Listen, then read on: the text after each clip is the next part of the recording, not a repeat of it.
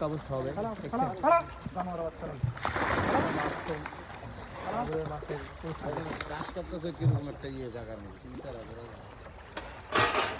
পানিটা একদম ভালো না। ঠিক আছে আর খাওয়াইতেছে না সব এগুলো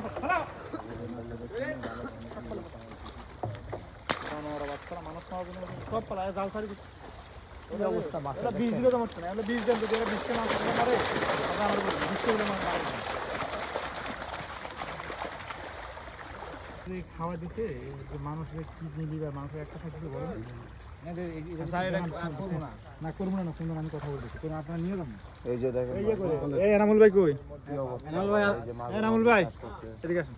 দেখা যাচ্ছে কই গেল এনামুল ভাই? ওনার কোমর ধরে নিয়ে আসুন। এই মুরগির নাড়ি ভুড়ি শিয়াল কুত্তা খাওয়ায় মুরগি মাছগুলো চাষ করতে হয়।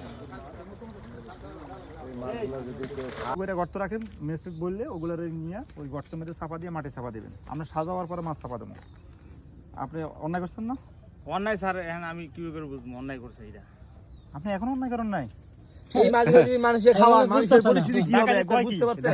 মানুষের ওষুধগুলো হবে বা আপনার বাচ্চাই খাইলো তখন কি হবে? পানিটা দেখেন কি অবস্থা। বাইরের কথা বলো। কোন আর ভাই? এটা তো এমনিতে মাছটা তো নিষিদ্ধ মাছ। হ্যাঁ? কি বুঝলেন আপনি? কিছু বুঝছেন? মাছ মারার জন্য আসতেছো? এখন মাছ মারার জন্য আসতো না?